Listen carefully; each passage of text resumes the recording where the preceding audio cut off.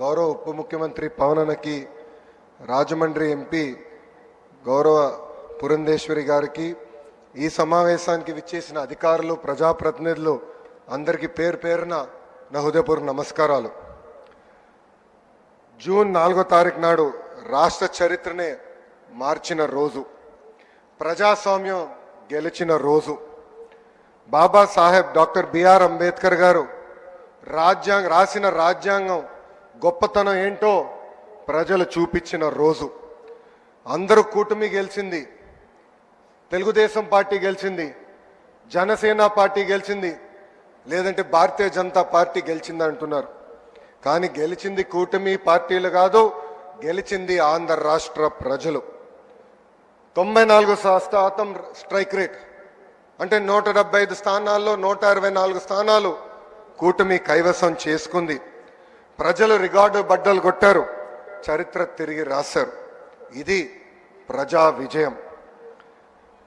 రాజ్యాంగం ఎంత గొప్పదైనా దాన్ని అమలు చేసేవారు చెడ్డవారైతే చెడ్డ ఫలితాలు వస్తాయని ఆనాడు డాక్టర్ బిఆర్ అంబేద్కర్ గారు అన్నారు. గత 5 ఏళ్ళ విధ్వంస పాలన మనందరం చూసాం. 10 లక్షల కోట్ల అప్పు చేశారు, ఆంధ్రప్రదేశ్ని అప్పుల ప్రదేశ్గా మార్చేశారు. ఒక కొత్త కంపెనీ తీసుకురాకపోగా ఉన్న కంపెనీల్ని పక్క రాష్ట్రానికి తరిమేసే పరిస్థితి మనందరం చూసాం. దేశంలో ఎక్కడైనా పెట్టుబడులు పెడతాం కానీ ఒక్క ఆంధ్ర రాష్ట్రంలో మటుకు మేము పెట్టుబడులు పెట్టమని ఆనాడు లూలు సంస్థ ఏకంగా బహిరంగంగా చెప్తాం జరిగింది. అలాంటి పరిస్థితిలో ఆనాడు ఆంధ్ర రాష్ట్రం ఉంది. ఒక్క రోడ్డు వేయలేదు, కనీసం రోడ్డు పైన ఉన్న గుంటలు కూడా ఆనాడు పూడ్చలేదు. ఒక్క సాగునీటి ప్రాజెక్ట్ పూర్తి చేయలేదు. వరంలాగున్న డ్రిప్ ఇరిగేషన్ ఏకంగా ఇచ్చే సబ్సిడీ కూడా రద్దు చేశారు. ఇంకా వెలుగొండ ప్రాజెక్ట్ పూర్తి కాకుండా ముందల్నే జాతికి అంకితం చేసే సందర్భాలు మనం చూసాం. కప్పుడు నీళ్లు పోసి కుప్పంకు నీరు తీసుకొచ్చామని ఆనాటి పాలకులు అన్నారు. కడప స్టీల్ ప్లాంట్కి 2 సార్లు శంకుస్థాపన చేశారు, అక్కడ కనీసం ఒక్క ఇటుక కూడా పడలేదు. ఇంకా విశాఖపట్నంలో ఒక వ్యక్తి బతికేదానికి 700 కోట్లతో ఒక రాయల్ ప్యాలెస్ కట్టుకున్నారు తప్ప విశాఖ ఉక్కు గురించి కానీ అదేవిధంగా రైల్వే జోన్ గురించి ఏనాడు మాట్లాడలేదు. 5 ఏళ్ళు అరాచక పాలన ప్రజలు చూశారు.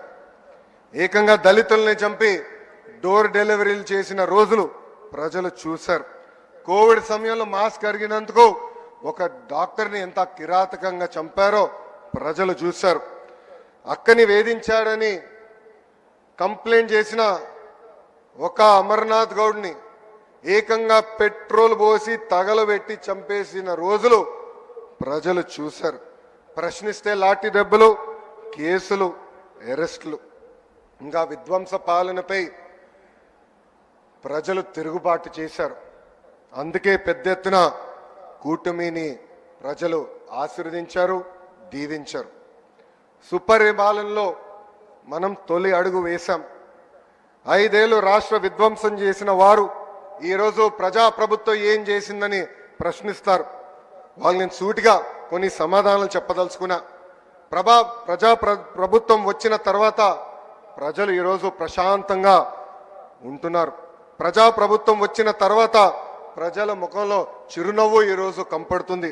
ప్రజాప్రభుత్వం వచ్చిన తర్వాత ప్రజా సంఘాలకు ప్రశ్నించే హక్కు కూడా ఈరోజు కూటమి ప్రభుత్వం అందించింది. నియంత పాలన నుంచి ప్రజలకి నిజమైన స్వాతంత్రం ఈరోజు వచ్చింది.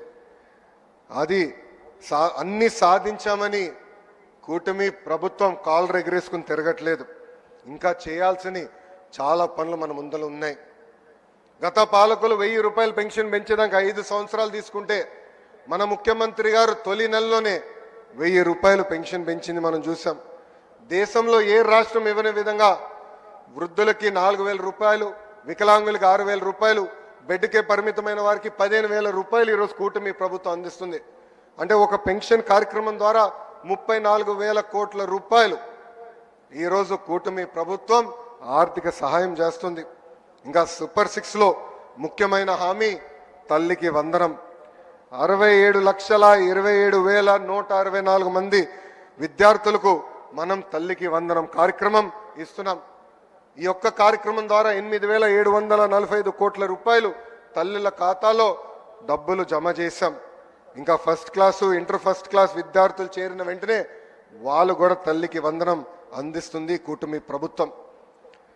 గత ప్రభుత్వం పేదవాడికి అన్నం పెట్టే అన్న క్యాంటీన్ని మూసేస్తే కూటమి ప్రభుత్వం ఏర్పడిన మొదటి 100 రోజుల్లో 204 అన్న క్యాంటీన్లు తిరిగి ప్రారంభించాం.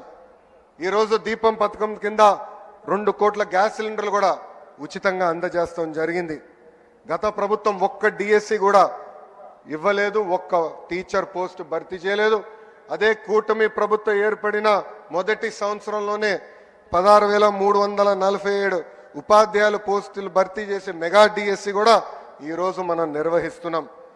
ఈ నెలలోనే అన్నదాత సుఖీభవ, ఆగస్టు 15కి మహిళలకు ఉచిత బస్ ప్రయాణం,